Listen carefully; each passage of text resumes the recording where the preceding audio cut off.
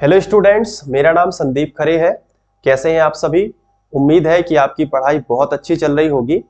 और मैं आपको एक जानकारी देना चाहूँगा कि हम लोग अब इंस्टाग्राम और फेसबुक पे भी एक्टिव हो चुके हैं। तो अगर आप हमसे जुड़ना चाहते हो तो डिस्क्रिप्शन में लिंक दी गई है, आप जरूर उसको फॉलो करें। आज हम पढ़ने वाले हैं कक्षा 10वीं गणित का जो हमारा 9वां अध्याय है, त्रिकोणमिति के कुछ अनुप्रयोग। इसकी प्रश्नावली 9.1 के सवालों को हम हल करेंगे।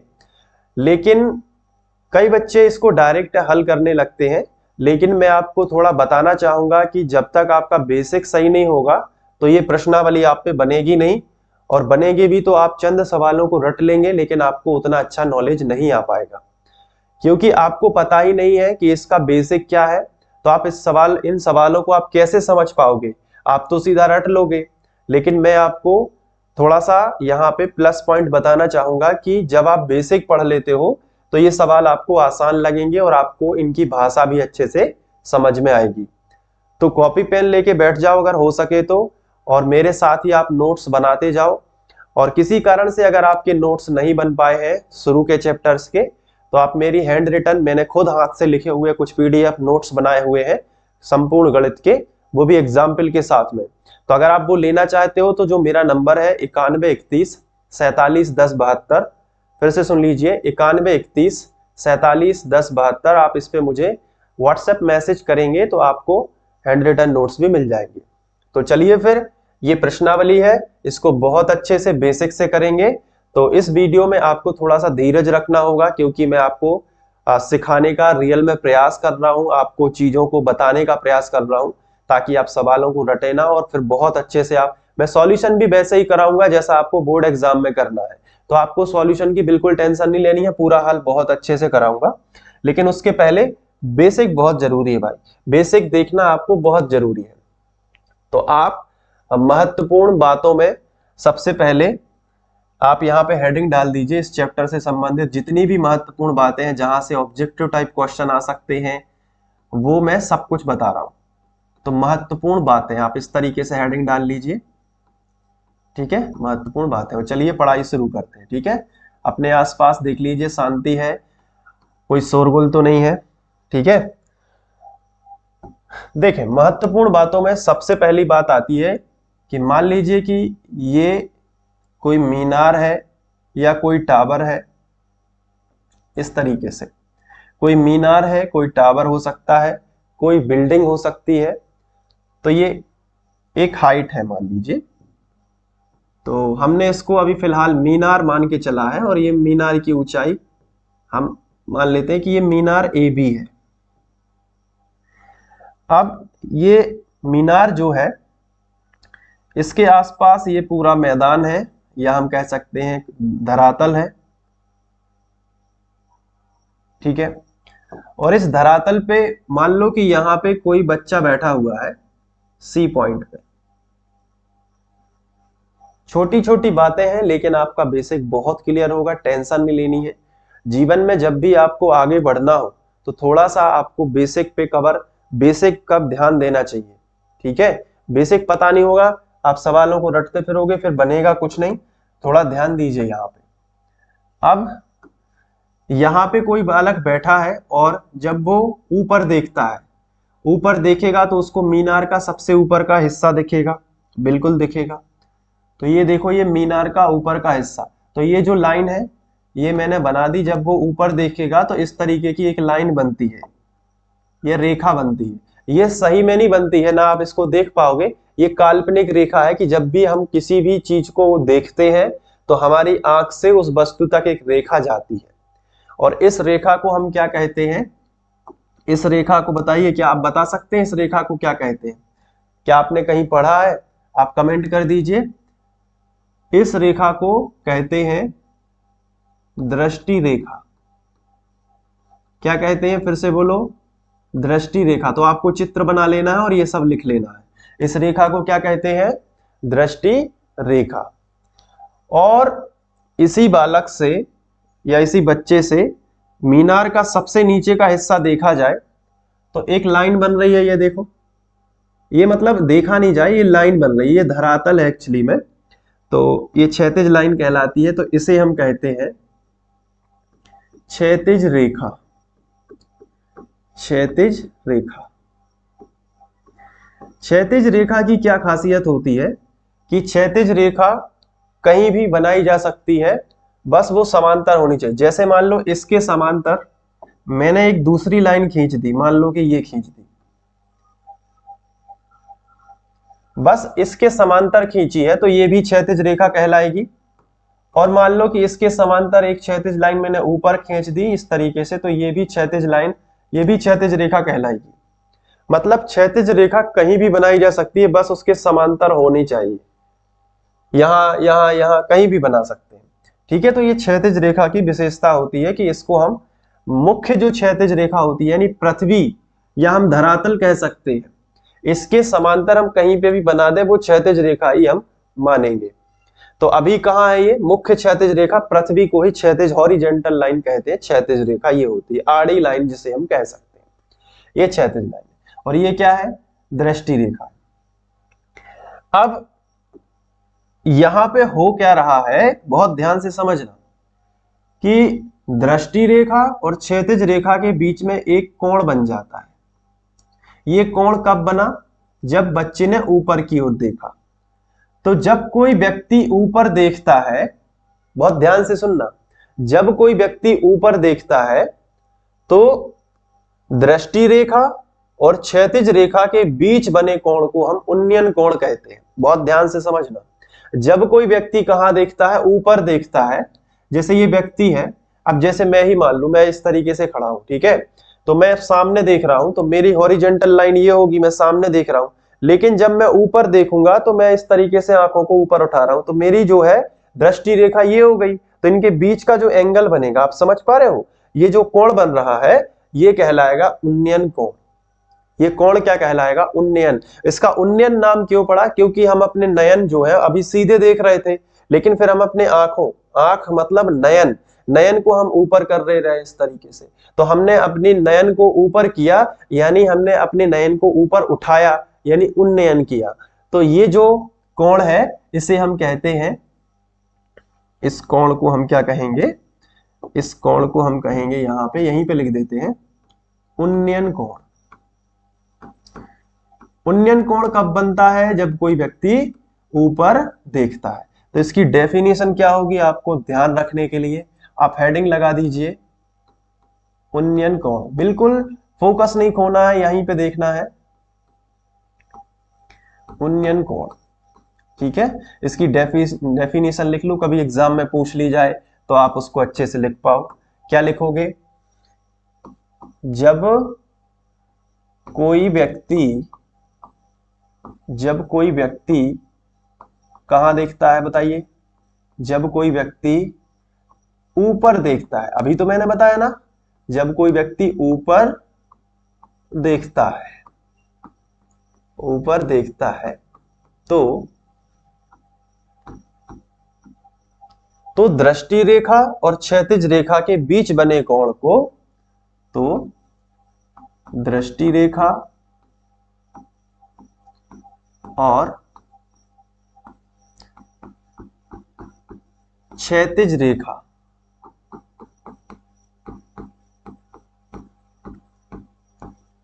के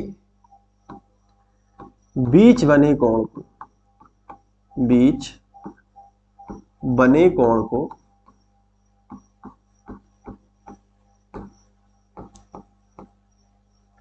उन्नयन कोण कहते हैं। ये डेफिनेशन आप लिख लीजिए, उन्नयन कोण कहते हैं। क्लियर है, क्या आपको ये परिभाषा याद हो जाएगी?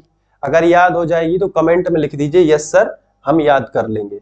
तो उन्नयन कोण का ये चित्र हो गया और उन्नयन कोण की ये परिभाषा हो गई। इसे इंग्लिश में क्या कहते हैं वो भी लिख लीजिए, इसे एंगल ऑफ एलिवेशन कहते हैं, एलिवेशन। ये इंग्लिश का टर्म भी आपको याद रखना है, इसे एंगल ऑफ एलिवेशन कहते हैं। कुछ भी नहीं छूटेगा आपका, हर एक पॉइंट में बताऊंगा। एग्जाम के पॉइंट ऑफ व्यू से एक ही वीडियो आपको काफी है, बस आपको अच्छे से पढ़ना है। क्लियर आ रहा है ना, सब कुछ क्लियर दिख रहा है, ओके। तो उन्नयन कोण की डेफिनेशन आप जल्दी से लिखेंगे, आप स्क्रीनशॉट भी ले सकते हैं अगर आप लिख नहीं रहे हैं तो। ठीक है, आगे बढ़ते हैं। इस कोण की कौन कौन सी विशेषताएं हैं, आप हेडिंग डाल दीजिए उन्नयन कोण की क्या विशेषताएं होती हैं। सभी चीजें काम की हैं।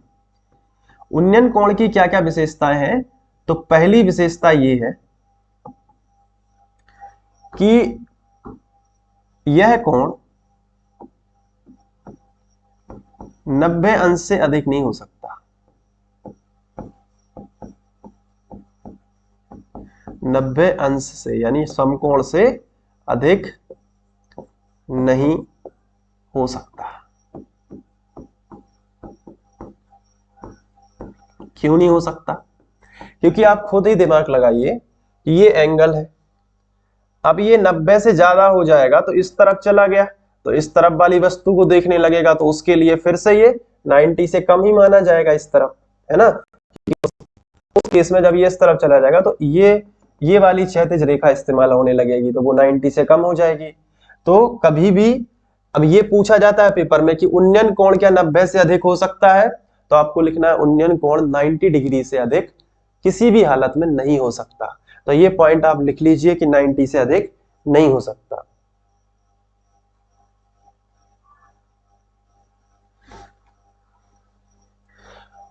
ये लिख लिया। कुछ एक दो पॉइंट और है, जैसे कि दूसरा पॉइंट है वो लिख लीजिए। उन्नयन कोण, ये देखो वस्तु है जो कि मीनार हो सकती है, टावर हो सकती है। तो उन्नयन कोण के सामने जो वस्तु रहेगी या हम कह सकते हैं कि उन्नयन कोण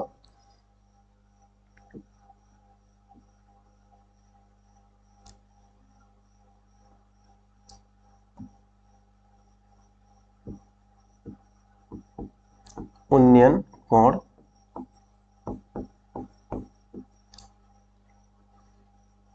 क्षैतिज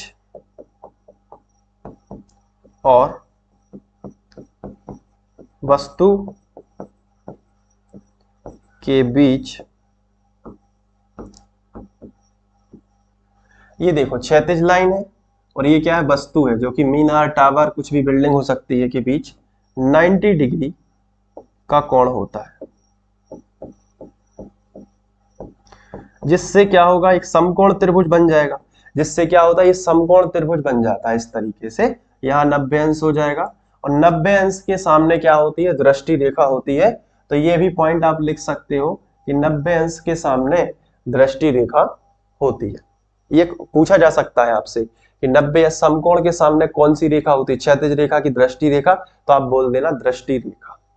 तो ये जितनी भी बात मैंने बताई है इस पेज में, ये सब कुछ किसके बारे में है, एंगल ऑफ एलिवेशन या उन्नयन कोण के बारे में है।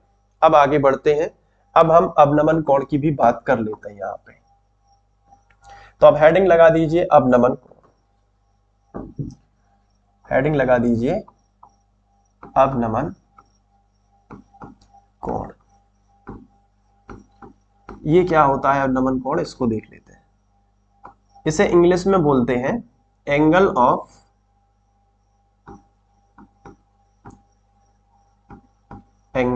डिप्रेशन। ठीक है, एंगल ऑफ डिप्रेशन, आप ये चीज हेडिंग लगाइए।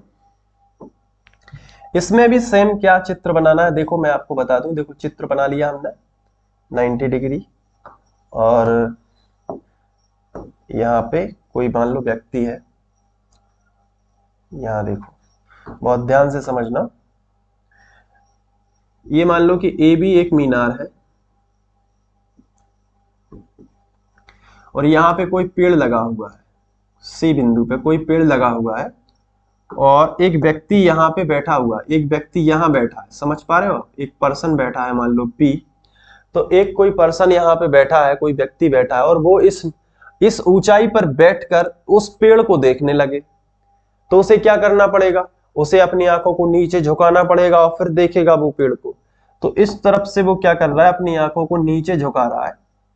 ये देखो, ये आंखों को उसने क्या कर दिया है, नीचे झुकाया है, ये देखो नीचे की तरफ। तो उसने अपनी सीध से, उसकी सीध क्या होगी, जो क्षैतिज के समांतर होगी, तो ये क्षैतिज लाइन होगी, है कि नहीं। तो ये क्षैतिज लाइन है। मैंने आपको बोला था क्षैतिज लाइन कहीं भी हो सकती है, बस आड़ी होनी चाहिए और मुख्य क्षैतिज लाइन के समांतर होनी चाहिए।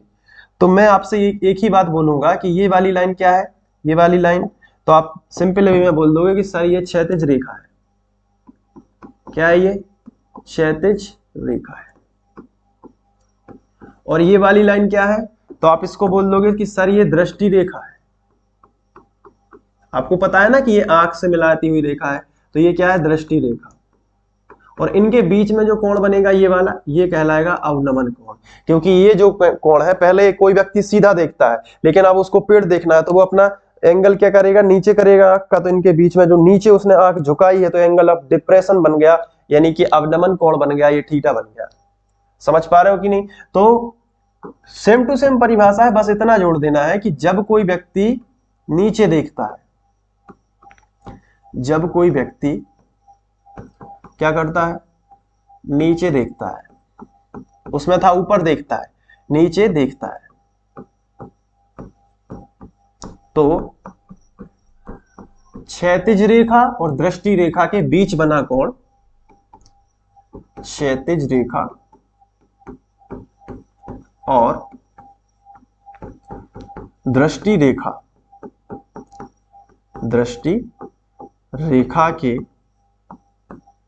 बीच बना कोण, बीच बना कोण क्या कहलाता है, अवनमन कोण कहलाता है।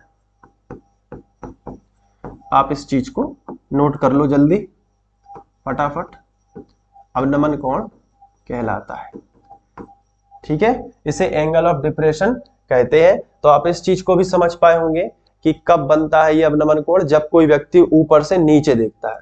अब एक बात और ध्यान में आती होगी कि अवनमन कोण और उन्नयन कोण में अंतर क्या है। क्या ये एक से रहते हैं, बिल्कुल समान है, या फिर इनमें डिफरेंस होता है। तो एक बात आप हमेशा के लिए गांठ बांध लो और हमेशा के लिए याद रखो कि उन्नयन कोण जितना बनता है, यानी किसी एक खास पोजीशन में उन्नयन कोण और अवनमन कोण कैसे होते हैं, बराबर होते हैं।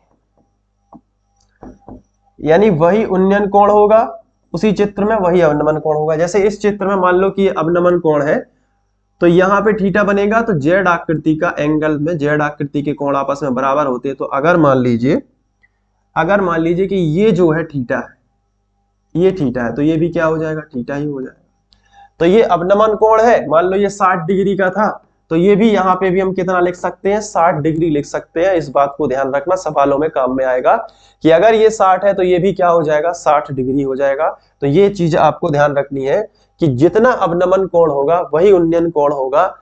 यानी यहाँ पे 60 है तो यहाँ पे भी हम 60 लिख सकते हैं, यहाँ पे 30 है तो यहाँ भी 30 लिख सकते हैं, यहाँ पे 45 है तो यहाँ भी हम कितना मान सकते हैं, 45 डिग्री मान सकते हैं। इतना समझ पा रहे हो आप। तो ये भी लिख लो कि उन्नयन कोण बराबर क्या होता है, अवनमन कोण होता है। अब हम समकोण त्रिभुज के लिए कुछ एक दो बातें यहाँ पे देख लेते हैं। अब आप हेडिंग डाल दीजिए समकोण त्रिभुज, है ना। आप समकोण त्रिभुज पे सवालों को स्टार्ट करेंगे। पहले आप थोड़ा समकोण त्रिभुज को समझ लीजिए ताकि आप उसको भी कर पाए। समकोण त्रिभुज देख लीजिए, यहाँ पे समकोण त्रिभुज क्या होता है, जिसका एक कोण 90 डिग्री हो। मैं बता भी चुका हूं, फिर से समझ लीजिए। ये समकोण त्रिभुज क्या होता है, जिसका एक कोण 90 अंश का हो। जैसे मान लीजिए ये शीर्ष हम ए मान लेते हैं, ये वाला शीर्ष हम बी मान लेते हैं, और यहाँ पे जो शीर्ष है इसे सी मान लेते हैं। तो ये 90 डिग्री बना। जहां पे एक कॉर्नर बनता है वो 90 अंश का कोण होता है, तो यहाँ पे 90 डिग्री बना है, इसे समकोण कहते हैं। ठीक है। अब समकोण त्रिभुज में क्या होता है, समकोण त्रिभुज में जो सामने की भुजा होती है, समकोण के सामने की भुजा, इसे हम कर्ण कहते हैं। क्या कहते हैं, कर्ण। और जहां थीटा बना हो, मान लो यहां थीटा अगर हम बना लेते हैं, यहां कोई कोण बन रहा है 60-45, तो उसके सामने यहां लंब बनेगा, यानी कि थीटा के सामने की भुजा ही लंब होगी। अगर यहाँ पे थीटा है तो इसके सामने ये लंब हो जाती भुजा, यहां थीटा है तो अभी ये लंब है, तो ये बची हुई क्या हो जाएगी, आधार। यानी समकोण त्रिभुज में 3 भुजाएं होती हैं, तीनों को अलग अलग नाम से पुकारते हैं। एक होती है कर्ण, एक होती है लंब, एक होती है आधार। इसे इंग्लिश में बोलते हैं हाइपोथेनियस, इसे बोलते हैं परपेंडिकुलर, इसे बोलते हैं बेस। अब वैसे लेकिन कर्ण को हम कैसे दिखाएंगे अपनी ट्रिक के अनुसार, लंब को हम L से दिखाएंगे और आधार को हम A से दिखाएंगे। क्लियर है कि नहीं? तो कर्ण को हम किससे दिखा रहे हैं, K से दिखा रहे हैं, लंब को L से दिखा रहे हैं, आधार को A से दिखा रहे हैं।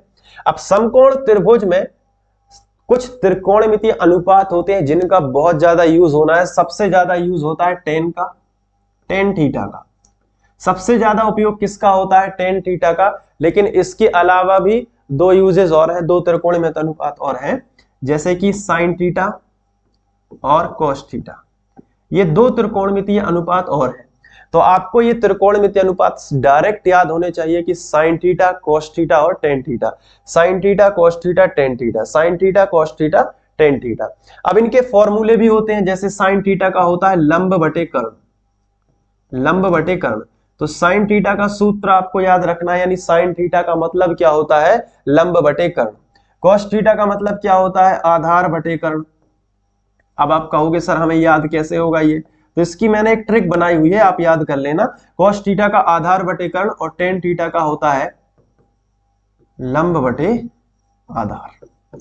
अब ट्रिक क्या है, ट्रिक सुनो ध्यान से, ट्रिक आप हेडिंग डाल दो ट्रिक। ट्रिक क्या है, लाल बटे कक्का, लाल बटे कक्का। आपको सुनने में थोड़ी हंसी आ रही होगी, लेकिन ये वास्तव में एक ट्रिक है जिसके आधार पे आपको साइन कोस टेन याद हो जाएंगे। देखो, लंब बटे कर्ण साइन का होता है, लंब बटे कर्ण। तो पहला बॉक्स साइन का होगा, दूसरा बॉक्स कॉस का होगा, यानी इसको कॉस का सूत्र बना लेते हैं और इसका टेन का। तो देखो साइन का क्या है, पहला किसका है, साइन का, दूसरा किसका है, कॉस का है, और तीसरा क्या है, टेन का है। तो आपको सीधा सा, जैसे किसी ने कहा साइन थीटा का सूत्र बोलो, तो सीधा बोल दो लंब बटे कर्ण, क्योंकि आपको याद है लाल बटे कक्का आपने रफ में जाके लिखा, लंब बटे कर्ण। फिर कॉस का क्या बोलोगे, आधार बटे कर्ण, ए बटे की मतलब आधार बटे कर्ण, और टेन का क्या बोलोगे, लंब बटे आधार। तो सबसे ज्यादा यूज होता है टेन का लंब बटे आधार, इसको याद रख लेना, हर सवाल में टेन का सूत्र लगेगा। पहले सवाल में कॉस साइन का यूज हो रहा है, जिसमें लंब बटे कर्ण कब लगाना है आइए देख लेते हैं। इनको पता कैसे चलेगा कि हमें साइन का ही लगाना है, या पता कैसे चलेगा कि कॉस का ही लगाना है, आइए देख लेते हैं। जैसे मान लो कि एक समकोण त्रिभुज आपको दिया है, थोड़ा थोड़ा समझ में आएगा। जैसे आपको एक समकोण त्रिभुज दिया है एबीसी, अब इसमें आपको ये लंबाई दे दी मान लो 25 सेंटीमीटर, ठीक है, और यहां पे कोण दे दिया 30 डिग्री, और आपसे पूछा कि ये लंबाई ज्ञात करो, तो आप ज्ञात कर सकते हो। पहला सवाल इस तरीके से मान लो है कि जिसमें ये दूरी दे दी 25 सेंटीमीटर, ये कोण दे दिया 30 डिग्री का, और ये हाइट ज्ञात करो। ये कैसे ज्ञात हो जाएगा, बहुत आसान है, इस हाइट को h मान लो, ठीक है, जो ज्ञात करनी है। अब आप देखो कि ये है क्या, तो आपने देखा कि ये थीटा है, तो थीटा के सामने की भुजा ये, तो आपको पता चला कि यार ये तो लंब है। क्लियर है ये बात, ये क्या है, लंब है। और आपने देखा कि ये समकोण यहां बनेगा, कंफर्म है, क्योंकि ये कॉर्नर बन रहा है तो ये समकोण बनेगा। इसका मतलब समकोण के सामने की वजह यार ये तो कर्ण है। अब तुम्हें ऐसा त्रिकोणमितीय अनुपात सोचना है जो लंब और कर्ण में रिलेशन बताता हो, क्योंकि लंब और कर्ण आपके पास ऑलरेडी है। मतलब यही हमें, भले ही ये ज्ञात करना है लेकिन ज्ञात भी तो करना है, मतलब हमें आधार की तो बात ही नहीं हुई है सवाल में। आपसे ये लंब पूछा है कि ये बताओ कितना है, और कर्ण दिया है, तो कर्ण और लंब में रिलेशन किसमें होता है, तो आपने लिखा लाल बटे कक्का, इस तरीके से आपने रफ में लिखा। फिर आपको समझ आया कि अरे इस सवाल में लंब कर्ण है ना, यानी कि लंब और कर्ण तो पहले बॉक्स में आ रहा है, और पहला बॉक्स किसका है, साइन का। तो आपको समझ आ गया कि अरे हमें साइन थीटा का फॉर्मूला लगाना है, साइन थीटा। थीटा कितना है 30, तो आप यहाँ पे साइन 30 लिखोगे और लिख दोगे लंब बटे कर्ण। लंब कितना है h और कर्ण कितना है 25। साइन 30 का फॉर्मूला क्या होता है, तो आप लिखोगे साइन 30 त्रिकोणमितीय टेबल यानी त्रिकोणमितीय सारणी से आप देख के पता कर लोगे कि साइन 30 का मान 1/2 होता है। ये सारणी से देख के आपको पता चलेगा। त्रिकोणमिति की जो सारणी होती है ना, वो कैसे बनाते हैं, मैंने वीडियो ऑलरेडी बना दिया है। तो साइन 30 1/2 और बराबर कितना हो जाएगा, h/25। तो 2 का गुणा h में होगा तो 2h आ जाएगा, त्रियक गुणा 2 का h में 2h बराबर 25 एकम 25। इसका मतलब है 2 गुणा में है, तो गुणा वाली संख्या कहां आ जाएगी, बटे में, यानी 25 बटे कितना आ जाएगा, 2 आ जाएगा, यही हाइट आ जाएगी। आप समझ पा रहे हो कि नहीं। इसको 25/2 को फर्दर आप कर दोगे तो 12 दूनी 24 और 1 25 यानी 12.5 सेंटीमीटर जो है ये टावर की ऊंचाई आ जाएगी, या कुछ भी जो भी है ये आ जाएगा। इस तरीके से आपको समझना है, इस तरीके से आपको चीजों को समझना है। रटना नहीं है कि इसमें साइन का ही लगेगा, इसमें कॉस का ही लगेगा, रटना नहीं है। अब जैसे एक सवाल आपको दिया गया हो, जैसे मान लो कि ये सवाल आपको दिया गया है कि एक मीनार है मान लो ये, और ये मीनार की ऊंचाई मान लो उन्होंने दे दी 50 मीटर, और इन्होंने कहा कि एक बालक यहाँ से 30-60 डिग्री के एंगल पे ये देख रहा है मीनार की हाइट को, सबसे ऊपर के शिखर को 60 डिग्री से देख रहा है। तो ये बताओ कि वो मीनार से कितनी दूर खड़ा है। मान लो x दूरी पे खड़ा है, ये पूछा है ना, तो अपन ने x दूरी मान लिया। अब आपको पता है कि ये थीटा के सामने की भुजा ये है, तो ये क्या है, तो आपको पता चला रही यार ये तो लंब होगी, क्योंकि थीटा के सामने है, डिग्री के सामने है, तो ये क्या हो जाएगी लंब। और आपको अच्छे से पता है कि ये क्या है, समकोण के सामने ये कर्ण है, तो ये क्या हो जाएगी आधार। तो क्या सवाल में आपसे कर्ण पूछा है? इस बार नहीं पूछा है, इन्होंने पूछा है कि बालक इससे कितनी दूर है, तो आपसे आधार पूछ लिया गया है। आपसे क्या पूछा है? आधार, और लंब दिया है, तो लंब और आधार में रिलेशन किसका होता है? तो आपने देखा कि आपने ट्रिक लगा ली लाल बटे का, आपने देखा कि लंब और आधार तो इसमें होता है टेन में, क्योंकि ये साइन का है, ये कॉस का है, और आखिरी किसका है? टेन का। तो आप टेन थीटा का फॉर्मूला लगाओगे बिना सोचे समझे, सीधा आपको पता चल गया कि इसमें टेन का फॉर्मूला लगना है, और टेन थीटा बराबर क्या होता है? लंब बटे आधार, यानी कि 50/x। टेन थीटा कितना है? 60, तो आप टेन 60 लिख दोगे, और बराबर कितना लिख दोगे? 50/x। टेन 60 कितना होता है? करनी 3, तो करनी 3 बराबर आप लिख दोगे 50/x, और यहां से आंसर निकाल लोगे। जबकि हम सवाल करेंगे तो आंसर आ जाएगा आपका। तो इस तरीके से आपको चीजों को पता होना चाहिए। कुछ जो मान है जो आपको याद कर लेने हैं, टेन का 30 डिग्री का मान आपको रटा हुआ होना चाहिए। टेन 30 का मान होता है 1/√3, और टेन 60 डिग्री का मान आपको रटा हुआ होना चाहिए, टेन 60 होता है √3। ये बेसिक बातें हैं जो आपको अच्छे से पता होना चाहिए। इसके बाद साइन 60 का मान आपको पता होना चाहिए, जो कि होता है √3/2, और साइन 30 का मान भी आपको पता होना चाहिए, जो कि होता है 1/2। तो ये जो मान है ये बार बार रिपीट होते हैं, इसलिए आप इनको सीधा डायरेक्ट याद कर लो, टेबल भी देखने की जरूरत नहीं है, आप इनको याद कर लो। टेन 30 कितना होता है, और हाँ एक बात और, टेन 45 का मान 1 होता है, तो ये तो वैसे भी याद ही है। टेन 45 कितना होता है? 1 होता है, तो ये तो याद हो जाएगा। ये मान भी आप याद करके अपनी पढ़ाई को बेस्ट बना सकते हो। और आपको अब पता चल गया, तब हम प्रश्नावली के सवालों को बहुत अच्छे से हल करेंगे, तो आपको उन सभी प्रश्नों को अच्छे से देखना है।